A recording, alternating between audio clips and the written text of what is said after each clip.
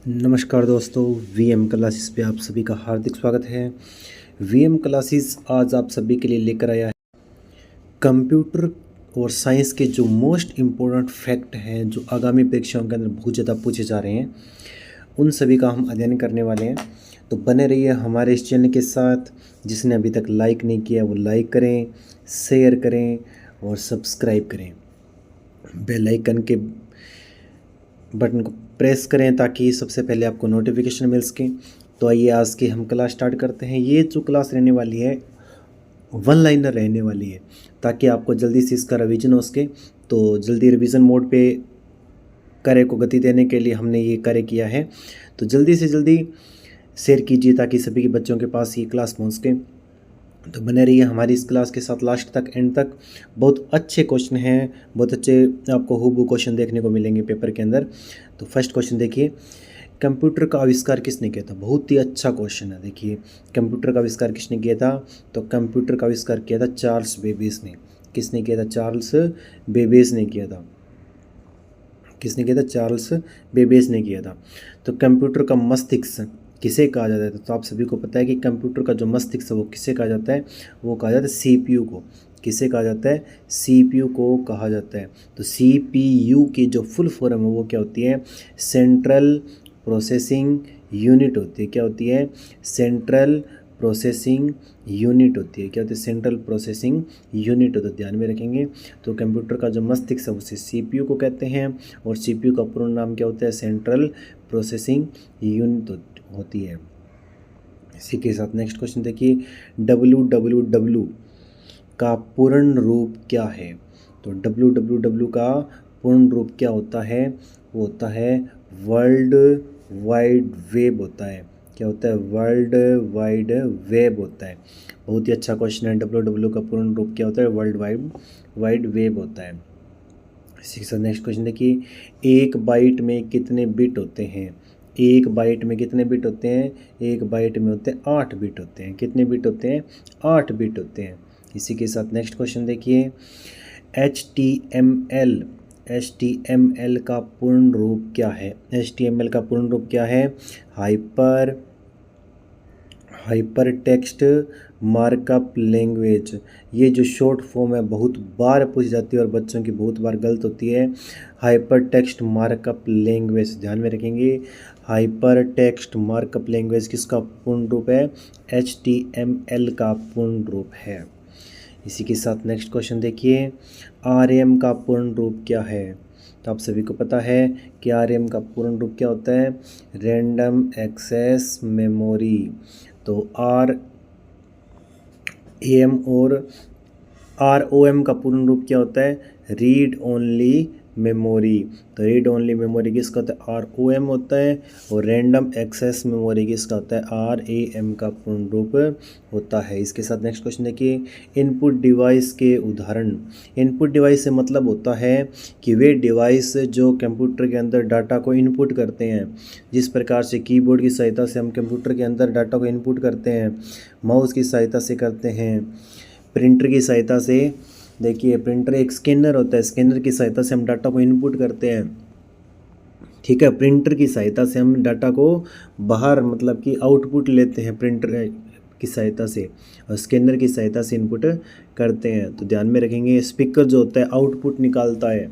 इस प्रकार से ये है आउटपुट डिवाइस के दो उदाहरण। आउटपुट जिस प्रकार से मॉनिटर हुआ, प्रिंटर हुआ, ये क्या है? आउटपुट निकालते हैं, तो इनको आउटपुट डिवाइस बोलते हैं।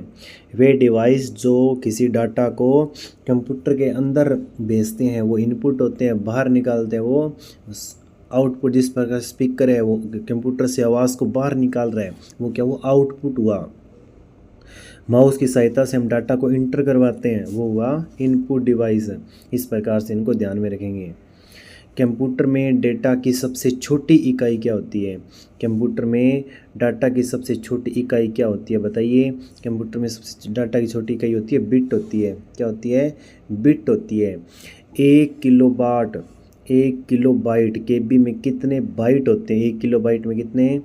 तो 1 किलोबाइट में होते हैं 1024। कितने होते हैं? 1024 बाइट होते हैं। तो ध्यान में रखेंगे, 1 किलोबाइट में कितने बाइट होते हैं? 1024 24 बाइट होते हैं। इसी के साथ नेक्स्ट क्वेश्चन बने रहिए हमारे इस क्लास के साथ। लाइक कीजिए, शेयर कीजिए, सब्सक्राइब कीजिए ताकि सभी बच्चों के पास ये क्लास पहुंच सके। 1 मेगाबाइट 1 MB में कितने किलो बाइट होते हैं? तो आप सभी को पता है 1 मेगाबाइट में कितने बाइट होते हैं? 1 मेगाबाइट में होते हैं 1024 किलो बाइट। कितने होते हैं? 1024 किलो बाइट होते हैं। कंप्यूटर को बंद करने की प्रक्रिया को क्या बोलते हैं? कंप्यूटर के बंद करने की प्रक्रिया को क्या बोलते हैं? शट डाउन कहते हैं। क्या कहते हैं? Shut down. तो कंप्यूटर को शुरू करने की प्रक्रिया को क्या कहते हैं? बूटिंग कहते हैं। क्या कहते हैं? बूटिंग के ध्यान में रखें, मोस्ट इंपॉर्टेंट, ये बहुत बार क्वेश्चन आ चुका है कि कंप्यूटर को शुरू करने की प्रक्रिया को क्या बोलते हैं? तो क्या बोलते हैं? बूटिंग कहते हैं। और बंद करने की प्रक्रिया को क्या बोलते हैं? शट डाउन बोलते हैं। तो ध्यान में रखेंगे। फिर देखिए, कंप्यूटर का जनक किसे माना जाता है? तो कंप्यूटर का जो आविष्कार है वो चार्ल्स बेबेज ने किया था। और कंप्यूटर का जनक किसे कहते हैं? विंटन सर्फ को कहते हैं। किसे? विंटन सर्फ को कहते हैं। फिर देखिए, URL का पूर्ण रूप क्या है? तो URL का पूर्ण रूप क्या होता है? Uniform resource locator. क्या होता है? Uniform resource locator. क्या किसका नाम होता है? URL का पूर्ण रूप होता है। फिर देखिए नेक्स्ट क्वेश्चन, ईमेल का जनक किसे माना जाता है? ईमेल का जनक किसे माना जाता है? तो बताइए, ईमेल का जनक कौन होता है? रे टॉम्सलिन होता है। कौन होता है? रे टॉम्सलिन होता है, ईमेल का जनक होता है। विंडोज़ क्या है? विंडोज़ क्या विंडोज़ एक ऑपरेटिंग सिस्टम है। विंडोज़ क्या विंडोज़ एक ऑपरेटिंग सिस्टम है। फायरवॉल का क्या उपयोग है? फायरवॉल का क्या उपयोग है? फायरवॉल का उपयोग है नेटवर्क सुरक्षा के रूप में। किस रूप में है? नेटवर्क सुरक्षा के रूप में किसका उपयोग होता है? फायरवॉल का उपयोग होता है। इसी के साथ नेक्स्ट क्वेश्चन देखिए, वायरस का पूर्ण रूप क्या है? तो बताइए, वायरस का पूर्ण रूप क्या होता है? तो वायरस का पूर्ण रूप होता है vital information resources under size होता है। फिर देखिए, एक कंप्यूटर प्रोग्राम में गलतियों को क्या कहते हैं? एक कंप्यूटर प्रोग्राम में गलतियों को क्या कहते हैं? कंप्यूटर में गलतियों को क्या कहते हैं? बग कहते हैं। क्या कहते हैं? बग कहते हैं। बग को ठीक करने की प्रक्रिया को क्या कहते हैं? वो कहते हैं डिबगिंग। क्या बोलते हैं? डिबगिंग बोलते हैं। तो डिबगिंग किसे कहते हैं? बग को ठीक करने की प्रक्रिया को डिबगिंग कहते हैं। तो ये बग होता क्या है? बग होते हैं कंप्यूटर प्रोग्राम में गलतियों को बग कहते हैं। तो कंप्यूटर में गलतियों को क्या बोलते हैं? बग कहते हैं। और बग को ठीक करने की प्रक्रिया डिबगिंग कहलाती है। बहुत ही अच्छे क्वेश्चन हैं आपके लिए।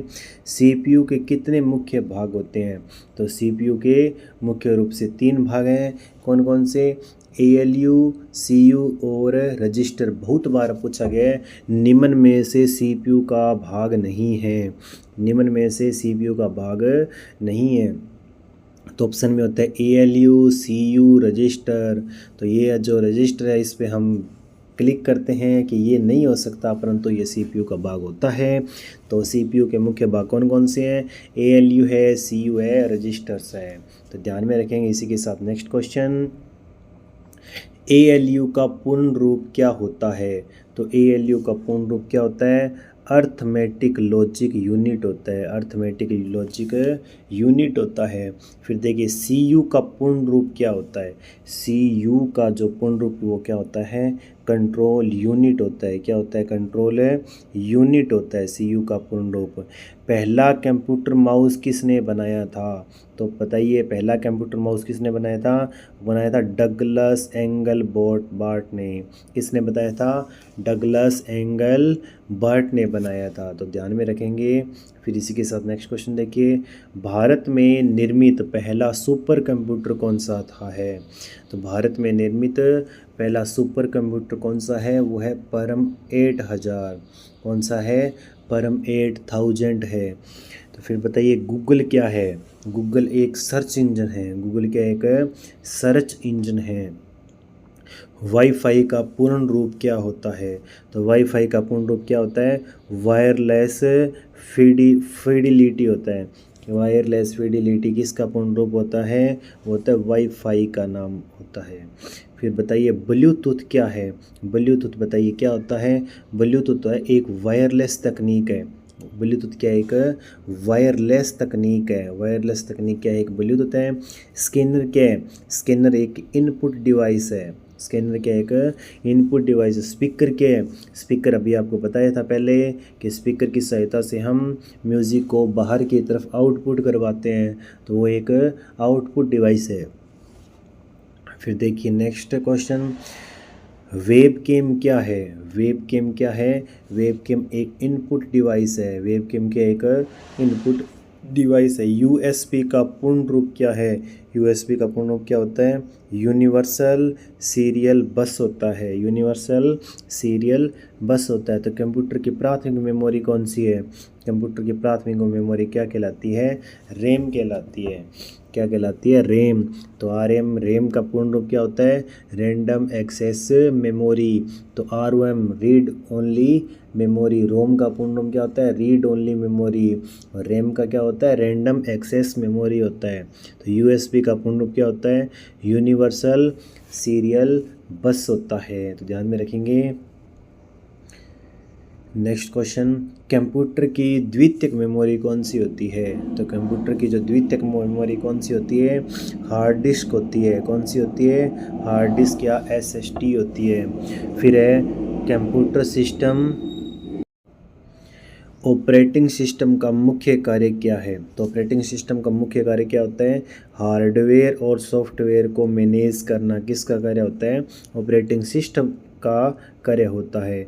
एमएस वर्ड क्या है? तो एमएस वर्ड क्या है? एक वर्ड प्रोसेसिंग सॉफ्टवेयर है।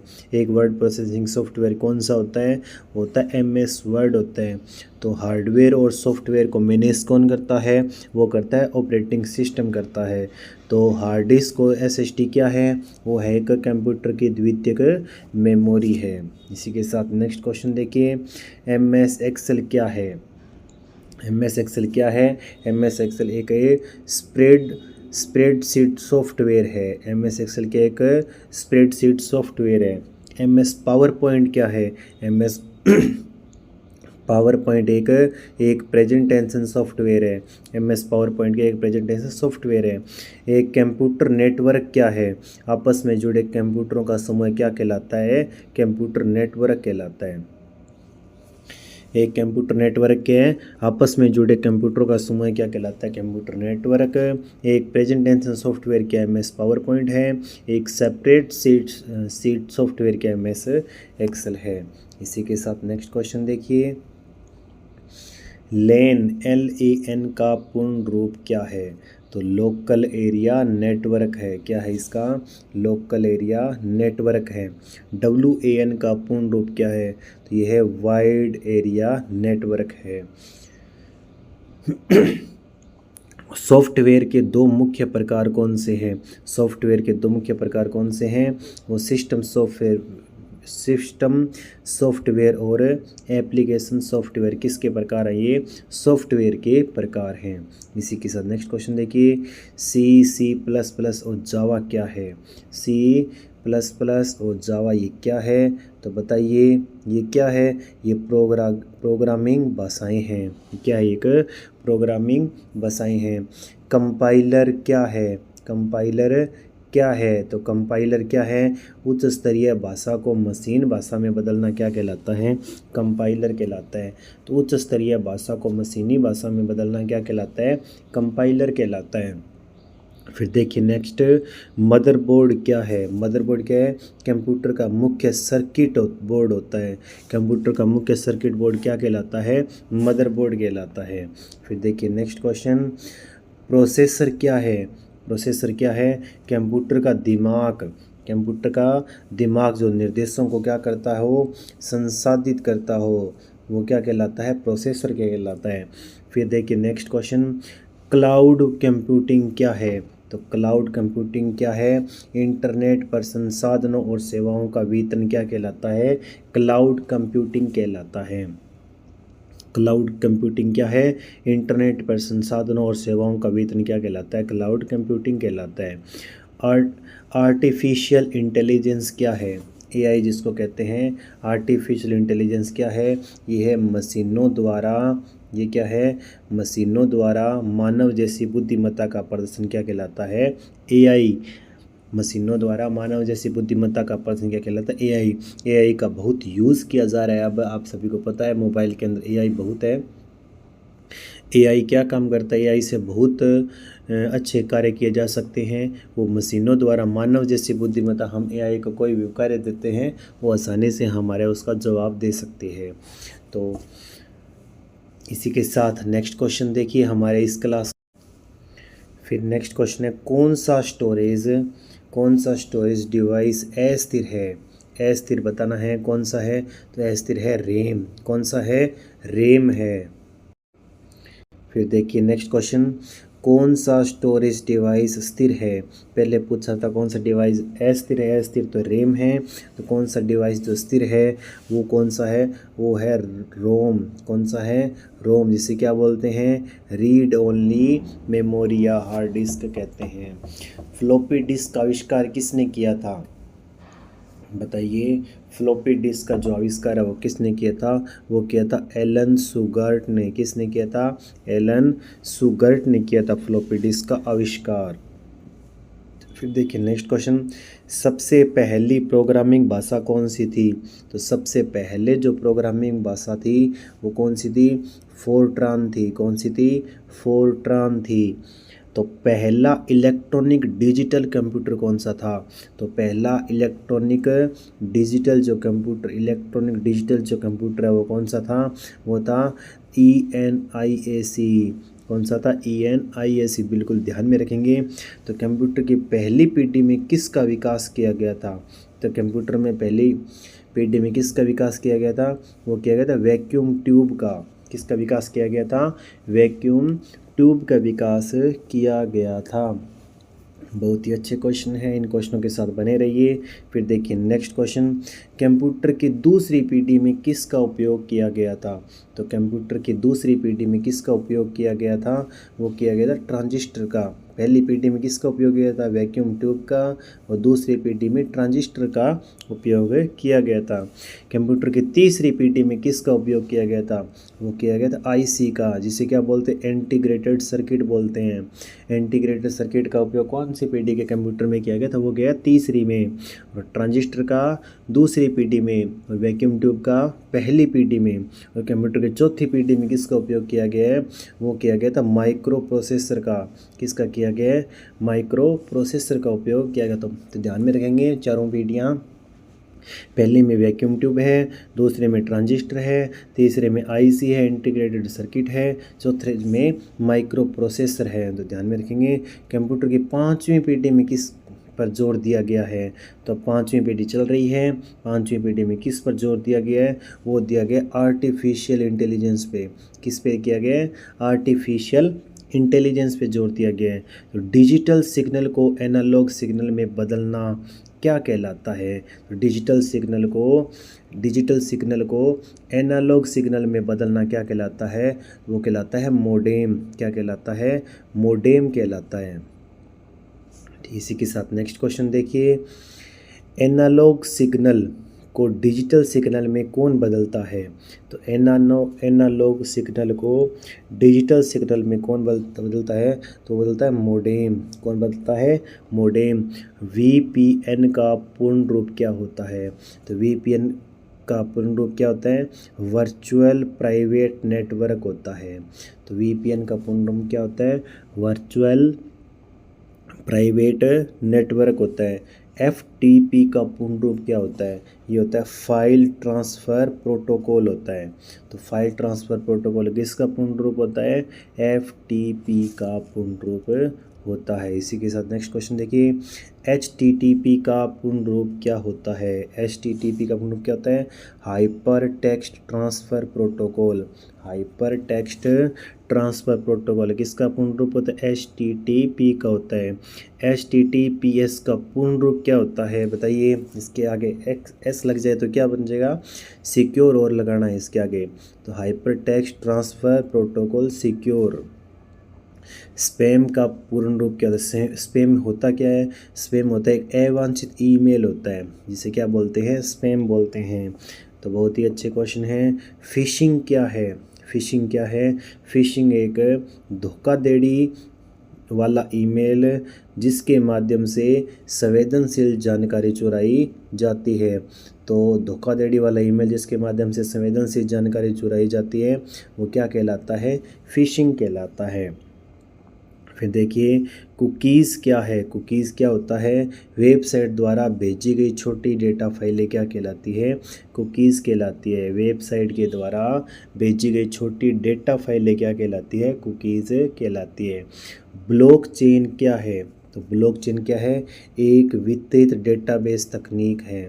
एक वितरित डेटाबेस तकनीक क्या कहलाती है? ब्लॉकचेन कहलाती है। इसी के साथ नेक्स्ट क्वेश्चन देखिए, IoT का पूर्ण रूप क्या है? IoT का पूर्ण रूप क्या है? Internet of things. किसका पूर्ण रूप है? IoT का पूर्ण रूप है इंटरनेट ऑफ थिंग्स है। इसी के साथ नेक्स्ट क्वेश्चन देखिए, बिग डेटा क्या है? तो बिग डाटा क्या है? बिग डेटा एक विशाल और जटिल डेटाबेस जिन्हें पारंपरिक तकनीकों से संसाधित करना मुश्किल है। बिग डेटा क्या होता है? विशाल और डिजिटल डेटाबेस जिन्हें पारंपरिक तरीकों से संसाधित करना क्या होता है? मुश्किल होता है। क्या कहलाता है? बिग डेटा कहलाता है। वर्चुअल रियलिटी क्या है? वर्चुअल रियलिटी क्या है? कंप्यूटर जनित सिमुलेशन जो उपयोगकर्ता को एक वास्तविक वातावरण में डुबो देता है क्या कहलाता है? वर्चुअल रियलिटी कहलाता है। फिर है ऑगमेंटेड रियलिटी क्या है? तो ऑगमेंटेड रियलिटी क्या होती है? वास्तविक दुनिया के वातावरण का सीधा या अप्रत्यक्ष दृश्य जो कंप्यूटर जनित संवेदी इनपुट के साथ क्या करता हो? संवर्धित होता हो। फिर नेक्स्ट वेब 3.0 क्या है? वेब 3.0 क्या है? वेब 3.0 इंटरनेट की एक संभावित तीसरी पीढ़ी जो ब्लॉकचेन, विकेंद्रीकरण और टोकन आधारित अर्थशास्त्र को एकीकृत करती है। फिर है नेक्स्ट यूनिक्स क्या है? यूनिक्स क्या होता है? यूनिक्स एक multitasking multi user operating system होता है। क्या? यूनिक्स एक multitasking multi user operating system होता है। फिर है लिनक्स क्या है? तो लिनक्स एक ओपन सोर्स ऑपरेटिंग सिस्टम होता है। लिनक्स क्या होता है? एक open source operating system Linux होता है। कंप्यूटर में फाइल क्या है? कंप्यूटर में फाइल के एक डेटा को एक संग्रह जो एक नाम के तहत संग्रहित होता है क्या कहलाता है? कंप्यूटर में फाइल कहलाता है। कंप्यूटर में फाइल क्या होता है? डेटा का एक संग्रह जो एक नाम के तहत संग्रहित किया जाता है। तो फाइल के नाम से हम किसी डाटा को एक जगह संग्रहित करते हैं। तो कंप्यूटर में फोल्डर क्या होता है? फाइलों का व्यवस्थित करने का एक स्थान क्या कहलाता है? फोल्डर कहलाता है। तो बहुत ही छोटे छोटी परिभाषाएं मान सकते हैं। इन क्वेश्चनों को बहुत बार पूछी जाती है। तो इन क्वेश्चनों के अंदर सबसे ज़्यादा कंफ्यूज होते हैं कि फोल्डर क्या होता है, फाइल क्या होता है, लिनक्स क्या होता है। तो इन क्वेश्चनों को बार बार अध्ययन कीजिए ताकि आपके ये क्वेश्चन गलत न हो। फिर है Ctrl+C। अब शॉर्टकट की हम पढ़ने वाले हैं। Ctrl+C का क्या कार्य है? Ctrl+C का क्या कार्य है? वो है कॉपी करना। क्या है? कॉपी करना। Ctrl+V का क्या कार्य है? Ctrl+V का कार्य है पेस्ट करना। तो कॉपी किससे करते हैं? Ctrl+C से। और पेस्ट किससे करते हैं? Ctrl+V से करते हैं। Ctrl+X का क्या कार्य है? Ctrl+X का कार्य है कट करना। क्या कार्य होता है? कट करना। तो कट करना किसके माध्यम से होता है? Ctrl+X के माध्यम से होता है। Ctrl+Z का क्या कार्य है? Ctrl+Z का कार्य अंडू, पिछली क्रिया को रद्द करना। वापस से Ctrl+Z दबाने से जो पहले से जो स्लाइड थी वो वापस आ जाती है, मतलब कि पिछली क्रिया को रद्द करना होता है। मतलब कि कोई भी हमने गलत क्लिक कर दिया है तो वापस से उसी पे जाने के लिए Ctrl+Z का इस यूज़ किया जाता है। तो Ctrl+S का क्या कार्य होता है? Ctrl+S का कार्य होता है सेव करना। यदि किसी डाटा को, फाइल को सेव करना होता है तो किसका यूज़, कौन सी शॉर्टकट की यूज़ की जाती है? Ctrl+S यूज़ की जाती है।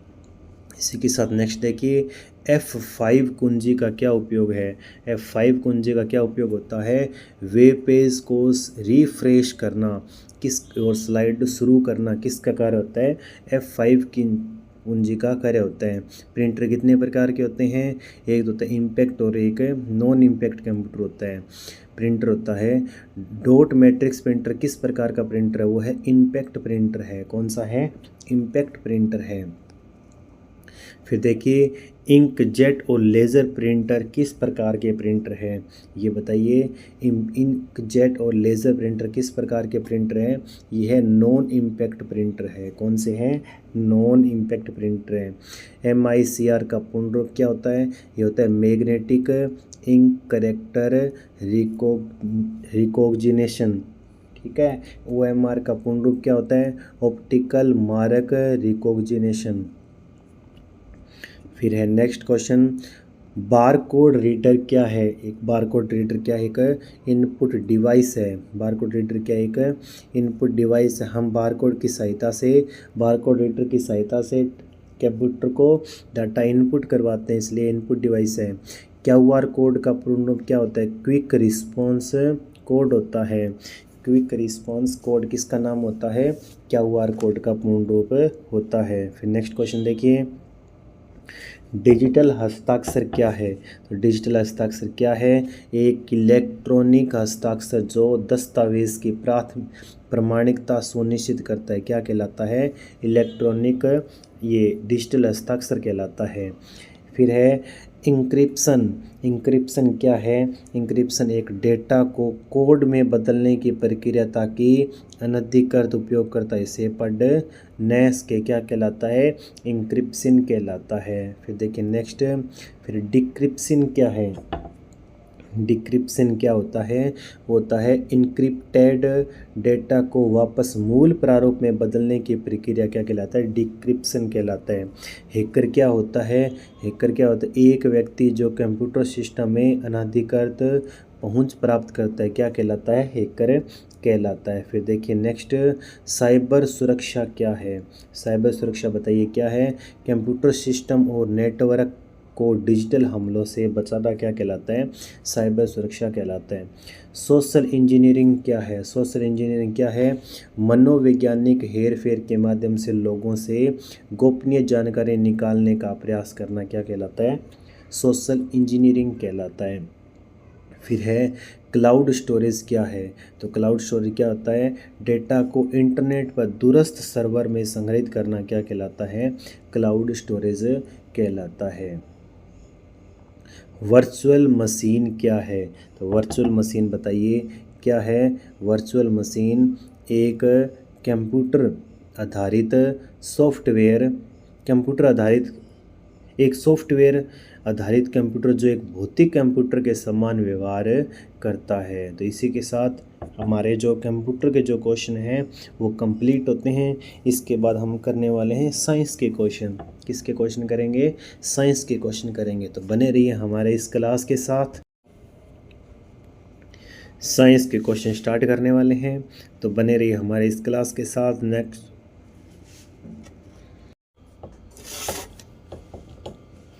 साइंस के क्वेश्चन, फर्स्ट क्वेश्चन है, प्रकाश वर्ष किसकी इकाई है? तो प्रकाश वर्ष किसकी इकाई होती है? वो होती है दूरी की। किसकी होती है? दूरी की। तो बल का एसआई मात्रक क्या होता है? तो बल का एसआई मात्रक क्या होता है? न्यूटन होता है। क्या होता है? न्यूटन होता है। कार्य का एसआई मात्रक क्या होता है? ये होता है जूल होता है। क्या होता है? तो बल का एसआई मात्रक न्यूटन होता है, कार्य का एसआई मात्रक क्या होता है? जूल होता है। तो देखिए जूल किसका मात्रक होता है? कार्य का। न्यूटन किसका होता है? बल का होता है। फिर है शक्ति का एसआई मात्रक क्या होता है? तो वाट जो है वो किसका मात्रक होता है, शक्ति का होता है। तो 1 किलोवाट में कितने वाट होते हैं, 1 किलोवाट में कितने वाट होते हैं, 1000 वाट होते हैं। तो 1000 वाट का मतलब क्या होता है, एक यूनिट होता है। क्या होता है, एक यूनिट। एक यूनिट में कितने वाट होते हैं, 1000 वाट होते हैं। तो एक यूनिट में कितने किलोवाट पूछा जाए तो एक यूनिट के अंदर 1 ही किलोवाट होता है। तीव्रता की, ध्वनि की तीव्रता किस में मापी जाती है, ध्वनि की जो तीव्रता वो किस में मापी जाती है, वो मापी जाती है डेसिबल के अंदर। किसमें, डेसिबल के अंदर मापी जाती है। मानव शरीर की सबसे बड़ी ग्रंथि कौन सी है, तो मानव शरीर की सबसे बड़ी ग्रंथि कौन सी है, वो है यकृत है। तो मानव से सबसे छोटी हड्डी कौन सी है, वो है स्टेपीज है। कौन सी है, स्टेपीज, जो कहाँ पे होती है, कान में होती है। मानव शरीर में कितनी हड्डियां होती है, तो मानव शरीर में कितनी हड्डियां होती हैं, 206 हड्डियां होती है। फिर नेक्स्ट देखिए, रक्त का लाल रंग किसके कारण होता है, वो होता है हीमोग्लोबिन के कारण। किसके कारण होता है, हीमोग्लोबिन के कारण होता है। सर्वदाता रक्त समूह है, कौन सा होता है, सर्वदाता। देखिए सर्वदाता ओ नेगेटिव या देखिए ओ नेगेटिव या ओ पॉजिटिव। देखिए ओ वाले ओ नेगेटिव वाले नेगेटिव को ही ब्लड ग्रुप दान कर सकते हैं और पॉजिटिव वाले पॉजिटिव को ही कर सकते हैं। तो देखिए यदि सर्वदाता की बात की जाए तो ओ समूह वाले क्या कहलाते हैं, सर्वदाता कहलाते हैं। तो सर्वग्राही कौन से होते हैं, सर्वग्राही होते हैं ओ ए बी पॉजिटिव या ए बी वाले क्या होते हैं, सर्वग्राही। तो सर्वग्राही की बात की जाए तो ए बी होता है, सर्वदाता कौन सा होता है, ओ होता है। देखिए कौन सा विटामिन जल में घुलनशील है तो कौन सा विटामिन जल में घुलनशील है, तो वो है विटामिन बी और सी है। कौन सा है, विटामिन बी और सी है। तो जल में घुलनशील विटामिन कौन सा होता है, बी और सी। और कौन सा विटामिन, ये बहुत बार क्वेश्चन आ चुके हैं, वसा में घुलनशील और जल में घुलनशील। तो वसा में घुलनशील कौन से होते हैं, ए बी को छोड़कर सभी विटामिन क्या होते हैं, वसा में घुलनशील होते हैं, ए डी ई और के होते हैं। बी और सी किस में घुलनशील होते हैं, जल में घुलनशील होते हैं। सूर्य के प्रकाश में कौन से विटामिन मिलता है, तो विटामिन डी कहाँ पे मिलता है, सूर्य के प्रकाश से हमारे को प्राप्त होता है। कोशिका का पावर हाउस किसे कहते हैं, तो कोशिका का जो पावर हाउस है वो किसे कहते हैं माइटोकॉन्ड्रिया को कहते हैं। किसे कहते हैं, माइटोकॉन्ड्रिया को कहते हैं। अनुवांशिकता का जनक किसे कहते हैं, ग्रेगर मेंडल को क्या कहते हैं, अनुवांशिकता का जनक कहते हैं। डीएनए का पूर्ण रूप क्या होता है, डीऑक्सीराइबोन्यूक्लिक एसिड होता है। किसका पूर्ण रूप होता है, डीएनए का पूर्ण रूप होता है। फिर देखिए आरएनए का पूर्ण रूप क्या होता है, आरएनए का होता है राइबोन्यूक्लिक एसिड होता है। क्या होता है, राइबोन्यूक्लिक एसिड। किसका पूर्ण रूप होता है, आरएनए का पूर्ण रूप होता है। फिर नेक्स्ट है, प्रकाश संश्लेषण के लिए कौन सी गैस आवश्यक होती है, तो प्रकाश संश्लेषण के लिए कौन सी गैस होती है, प्रकाश संश्लेषण के लिए CO2 गैस होती है। कौन सी, CO2। कौन सी होती है, CO2 होती है। तो पौधे अपना भोजन किस प्रक्रिया से बनाते हैं, पौधे अपना भोजन बनाते हैं कौन सी प्रक्रिया से, प्रकाश संश्लेषण की प्रक्रिया से पौधे अपना भोजन बनाते हैं। फिर नेक्स्ट क्वेश्चन देखिए, पत्तियों का हरा रंग किसके कारण होता है पत्तियों का हरा रंग किसके कारण होता है क्लोरोफिल के कारण। किसके कारण होता है, क्लोरोफिल के कारण होता है। गैसों के दाब को मापने के लिए किस उपकरण का उपयोग किया जाता है, तो गैसों में दाब को मापने के लिए किसका यूज़ करते हैं, मैनोमीटर का यूज़ करते हैं। फिर है भूकंप की तीव्रता को मापने के लिए किस उपकरण का उपयोग किया जाता है, तो भूकंप में तीव्रता को मापने के लिए किसका उपयोग करते हैं, वो करते हैं सिस्मोग्राफ का। किसको यूज़ करते हैं, सिस्मोग्राफ का यूज़ करते हैं। विद्युत धारा को मापने के लिए किस उपकरण का यूज़ करते हैं, वो करते हैं एमीटर का। किसका करते हैं, एमीटर का।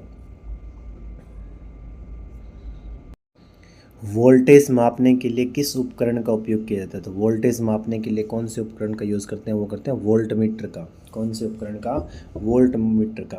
प्रतिरोध का एसआई मात्रक क्या होता है, प्रतिरोध का एसआई मात्रक होता है ओम। क्या होता है, ओम। आवर्ती का एसआई मात्रक क्या होता है, आवर्ती का एसआई मात्रक होता है हर्ट्ज। क्या होता है, हर्ट्ज होता है। फिर देखिए नेक्स्ट, पीएच स्केल क्या मापता है? पीएच स्केल क्या मापता है? पीएच स्केल मापता है अम्लता और क्षारकता को। किसको मापता है? अम्लता और क्षारकता को क्या मापता है? PH scale. शुद्ध जल का पीएच मान कितना होता है? शुद्ध जल का पीएच मान क्या होता है? 7 होता है। न्यूट्रॉन की खोज किसने की थी? तो न्यूट्रॉन की खोज किसने की थी? जेम्स चैडविक ने की थी। जेम्स चैडविक ने किसकी खोज की थी? न्यूट्रॉन की खोज की थी। न्यूट्रॉन पे आवेश किसका होता है? न्यूट्रॉन पे कोई आवेश नहीं होता। न्यूट्रॉन क्या होता है? उदासीन होता है। क्या होता है? उदासीन। इलेक्ट्रॉन पे किसका चार्ज होता है? माइनस का। और प्रोटॉन पे किसका चार्ज होता है? प्लस का चार्ज होता है। फिर देखिए नेक्स्ट क्वेश्चन। फिर प्रोटॉन की खोज किसने की थी? तो प्रोटॉन की जो खोज है वो किसने की थी? अर्नेस्ट रदरफोर्ड ने की थी। किसने की थी? रदरफोर्ड ने की थी। फिर इलेक्ट्रॉन की खोज किसने की थी? इलेक्ट्रॉन की खोज की थी जेम्स जे थॉमसन ने की थी। किसने की थी? जे थॉमसन ने की थी। तो इलेक्ट्रॉन पे चार्ज किसका होता है? माइनस का। और प्रोटॉन पे किसका होता है? प्लस का चार्ज होता है। परमाणु सिद्धांत किसने दिया था? परमाणु सिद्धांत किसने दिया था? जॉन डाल्टन ने दिया था। तो इसी प्रकार प्रोटॉन और इलेक्ट्रॉन की खोजकर्ता में कंफ्यूज होते हैं, तो ध्यान में रखना। प्रोटॉन की खोज किसने की थी? रदरफोर्ड ने की थी। और इलेक्ट्रॉन की खोज किसने की थी? थॉमसन ने की थी। और परमाणु सिद्धांत दिया किसने था? जॉन डाल्टन ने दिया था। सबसे हल्का तत्व कौन सा है? तो सबसे हल्का तत्व की यदि बात की जाए तो सबसे हल्का तत्व कौन सा होता है? हाइड्रोजन होता है। कौन सा होता है? हाइड्रोजन होता है। सबसे भारी प्राकृतिक तत्व कौन सा होता है? सबसे भारी प्राकृतिक जो तत्व होता है यूरेनियम होता है। कौन सा होता है? यूरेनियम। पानी का रासायनिक सूत्र क्या होता है? पानी का रासायनिक सूत्र होता है H2 होता है। क्या होता है? H2 होता है। नमक का रासायनिक सूत्र क्या है? तो नमक का रासायनिक सूत्र होता है NaCl। क्या होता है? NaCl होता है। हंसाने वाली गैस कौन सी होती है? लाफिंग गैस जिसको बोलते हैं वो होती है नाइट्रस ऑक्साइड होती है। कौन सी होती है? नाइट्रस ऑक्साइड होती है। N2O होती है। मार्स गैस के नाम से किसे जाता है? मीथेन को मार्स गैस के नाम से जाना जाता है। फिर देखिए नेक्स्ट क्वेश्चन। कौन सी धातु कमरे के तापमान पर तरल अवस्था में रहती है? तो कमरे के ताप पर तरल अवस्था में कौन सी रहती है? पारा रहती है, जिसको मर्क्यूरी कहते हैं। इसी के साथ नेक्स्ट क्वेश्चन देखिए। कौन सी अधातु कमरे के तापमान पर तरल अवस्था में रहती है? तरल अवस्था की यदि बात की जाए तो वो रहती है ब्रोमीन। अधातु की बात की जाए तो ब्रोमीन है। धातु कौन सी है? पारा है। एलपीजी का मुख्य घटक क्या होता है? प्रोपेन और ब्यूटेन होता है। एलपीजी का मुख्य घटक। सीएनजी का मुख्य घटक क्या होता है? होता है मीथेन होता है। क्या होता है? मीथेन होता है। ओजोन परत किस गैस से बनी है? तो ओजोन परत O3 ऑक्सीजन के 3 अणु मिलने से किसका निर्माण होता है? ओजोन का निर्माण होता है। ओजोन परत हमें किससे बचाती है? वो बचाती है पराबैंगनी किरणों से। किससे बचाती है? पराबैंगनी किरणों से। वायुमंडल में सबसे प्रचुर गैस कौन सी है? प्रचुर का मतलब अधिक मात्रा में पाई जाने वाली गैस कौन सी है? वो है नाइट्रोजन। नाइट्रोजन कितने % है? 78% है। और ऑक्सीजन कितनी है? 21 है। ग्रीन हाउस गैसों के 2 उदाहरण बताइए। ग्रीन हाउस गैस कौन कौन सी है? कार्बन डाइऑक्साइड और मीथेन है। कौन सी है? कार्बन डाइऑक्साइड और मीथेन है। सापेक्षता का सिद्धांत किसने दिया था? अल्बर्ट आइंस्टीन ने। कौन सा सिद्धांत दिया था? सापेक्षता का सिद्धांत दिया था। गुरुत्वाकर्षण का नियम किसने दिया था? आइजैक न्यूटन ने। कौन सा नियम दिया था? गुरुत्वाकर्षण का नियम दिया था। ग्रहों की गति के नियम किसने दिए थे? ग्रहों की गति के नियम किसने दिए थे? जोहान्स केपलर ने दिए थे। किसने दिए थे? जोहान्स केपलर ने दिए थे। इसी के साथ नेक्स्ट क्वेश्चन देखिए साइंस के। रक्तचाप मापने के लिए किस उपकरण का उपयोग किया जाता है? रक्तचाप मापने के लिए किस उपकरण का यूज़ करते हैं? वो कहते हैं सफेगनो मैनोमीटर का। किसका करते हैं? सफेगनो मैनोमीटर का करते हैं। शरीर का सामान्य तापमान कितना होता है? शरीर का सामान्य तापमान 37 डिग्री सेल्सियस। या फ़ारेनहाइट में बात करें तो 98.6 98.6 डिग्री फ़ारेनहाइट होता है। मानव हृदय में कितने कक्ष होते हैं? तो मानव हृदय में कितने कक्ष होते हैं? 4 होते हैं। 2 आलिंद और 2 नीले होते हैं। कौन सा अंग रक्त को पंप करता है?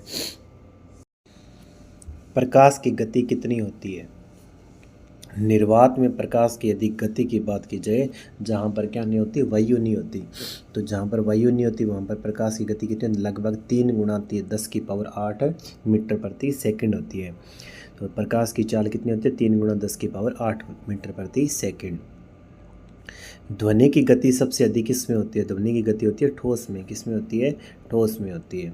ध्वनि किस माध्यम में यात्रा नहीं कर सकती? तो ध्वनि निर्वात में यात्रा नहीं कर सकती, क्योंकि ध्वनि को चलने के लिए किसकी आवश्यकता होती है? किसी माध्यम की आवश्यकता होती है, परंतु प्रकाश को किसी भी माध्यम की आवश्यकता नहीं होती। इंद्रधनुष में कितने रंग होते हैं? इंद्रधनुष में होते हैं 7 रंग। कौन कौन से होते हैं? विबग्योर, VIBGYOR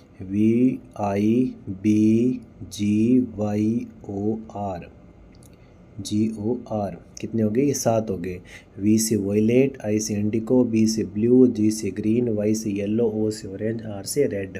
यदि हिंदी में इसको याद करें तो वो क्या होता है? बेजानी है पिनाला। क्या होता है? बेजानी है पिनाला। तो देखिए, बे से बैंगनी, जामुनी, नीला, हरा, पीला, नारंगी और लाल, ये होते हैं रंग। फिर देखिए, कौन सा रंग प्राथमिक रंग नहीं है? तो कौन से रंग प्राथमिक रंग नहीं है? देखिए, पीला प्राथमिक रंग कौन कौन से? हरा, नीला और हरा, लाल और नीला कौन से रंग होते हैं? प्राथमिक रंग होते हैं। तो ध्यान में रखें, प्राथमिक रंग कौन से होते हैं? लाल, हरा और नीला होता है। निकट दृष्टि दोष को ठीक करने के लिए कौन से लेंस का यूज़ करते हैं? तो निकट दृष्टि दोष के लिए कौन सा लेंस होता है? अवतल लेंस यूज़ करते हैं। फिर देखिए नेक्स्ट, दूरदृष्टि दोष को ठीक करने के लिए कौन सा लेंस यूज़ करते हैं? तो दूरदृष्टि दोष के लिए कौन सा लेंस होता है? उत्तल लेंस होता है। कौन सा लेंस होता है? उत्तल लेंस होता है। लेंस की शक्ति का मात्रा क्या होता है? लेंस की शक्ति का मात्रा क्या? डायप्टर होता है। क्या होता है? डायप्टर। तो लेंस की शक्ति क्या होती है?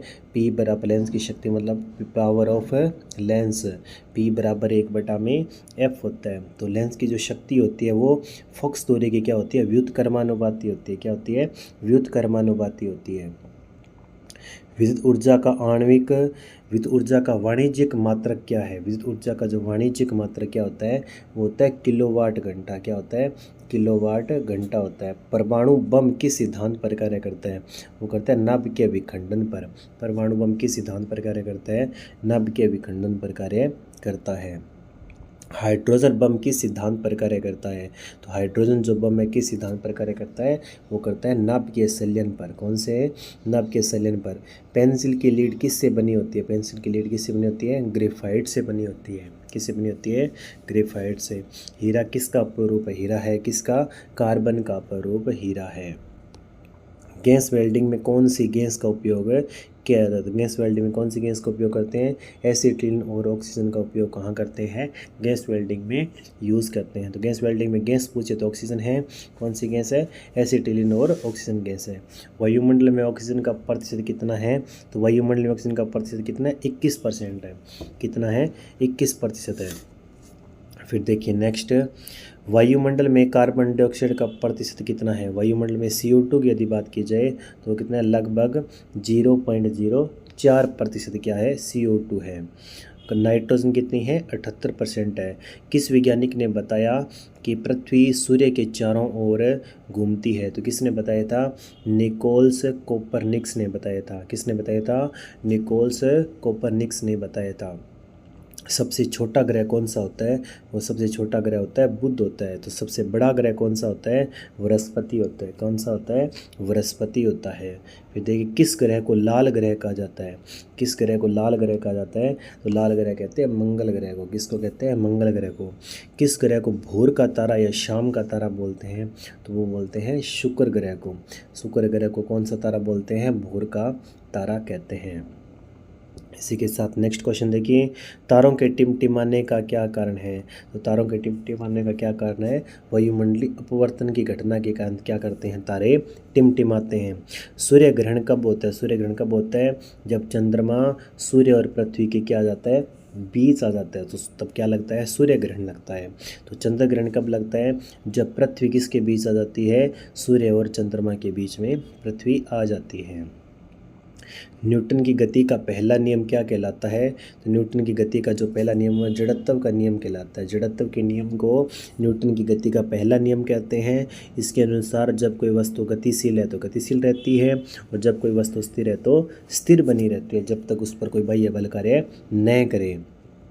फिर है नेक्स्ट क्वेश्चन, रॉकेट किस सिद्धांत पर कार्य करता है। जिस देखिए रॉकेट जो है, रॉकेट से गोली दागी जाती है, बम के गोले दागे जाते हैं। रॉकेट क्या है, रॉकेट से बम के गोले नहीं दागे जाते। रॉकेट ऊंचाई की तरफ जाता है, ऊंचाई की तरफ जाता है तो नीचे की तरफ क्या लगता है, बल लगता है। तो नीचे की तरफ बल लगने से ऊपर की तरफ गति करता है।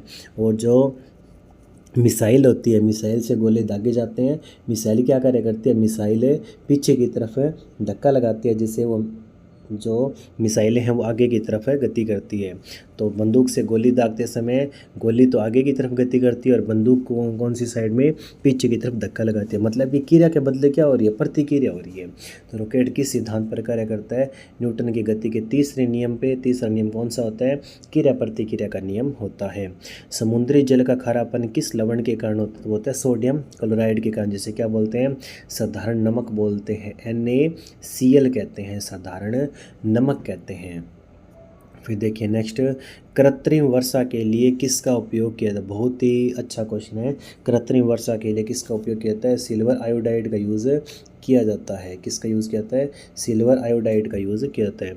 सिरका का रासायनिक सूत्र क्या होता है, सिरका का रासायनिक नाम होता है एसिटिक एसिड।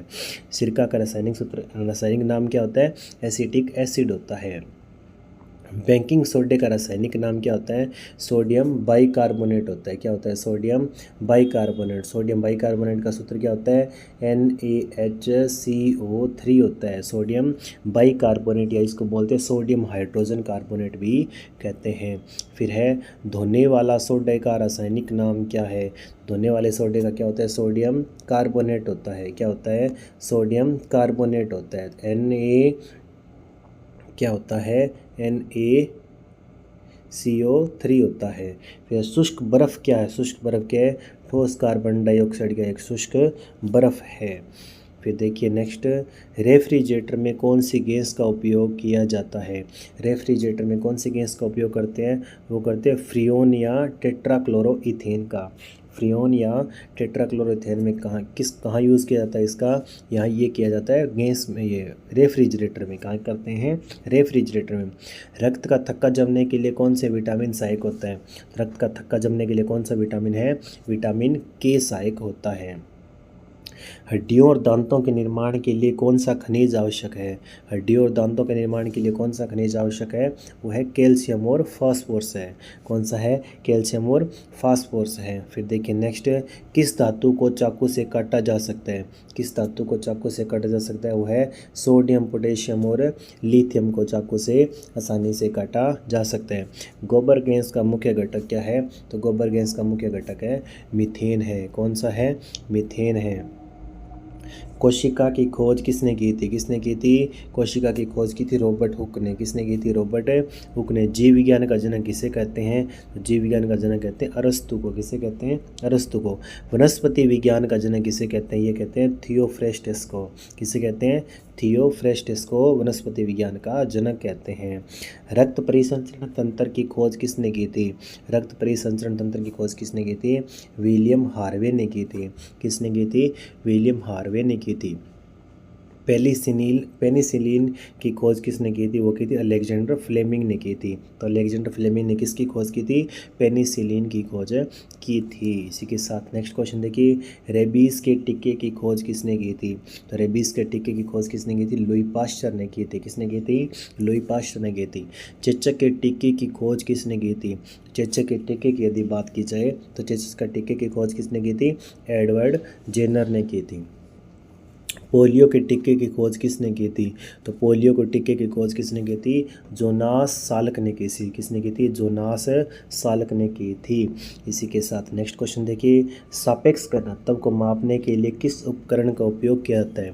सापेक्ष घनत्व को मापने के लिए किसका यूज़ करते हैं, सापेक्ष घनत्व को मापने के लिए हाइड्रोमीटर का यूज़ करते हैं।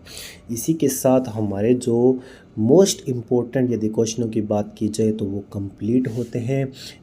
इन्हीं क्वेश्चनों को आप बार बार अध्ययन कीजिए ताकि आपके जो मार्क्स है जो कहीं पर भी इस कंप्यूटर के अंदर और साइंस के अंदर कट ना हो। हमारी जो भी पुरानी जो क्लासें हैं इन दिनों में जो डाली गई बहुत ही अच्छी क्लासें डाली गई है, उनका अध्ययन कीजिए ताकि आप कि जो स्कोर है बहुत अच्छा बन सके। मोस्ट इम्पोर्टेंट क्वेश्चन हमने डाल रखे हैं जो आगामी परीक्षाओं के अंदर पूछे जाएंगे और विगत परीक्षाओं के अंदर पूछे जा चुके हैं।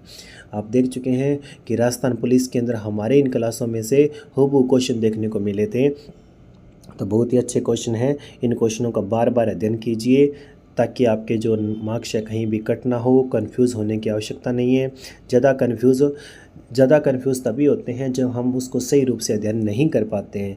यदि हम उसका सही रूप से अध्ययन कर लेते हैं तो हम उनको में कंफ्यूज होने की आवश्यकता नहीं रहती है। तो हमारी क्लास के साथ बने रहिए, लाइक कीजिए, शेयर कीजिए, सब्सक्राइब कीजिए। लाइक करोगे तभी हमारे को मोटिवेशन मिलता रहेगा। शेयर कीजिए ताकि हमें भी कुछ मोटिवेशन मिलता रहे, ताकि हमें भी लगता रहे कि बच्चे पढ़ रहे हैं। और बेल आइकन को क्लिक कीजिए ताकि सबसे पहले नोटिफिकेशन आप तक पहुंच सके। इसी के साथ धन्यवाद। हमारी इस क्लास के साथ जुड़े रहने के लिए आपको बहुत बहुत धन्यवाद। आभार। जय हिंद, जय भारत।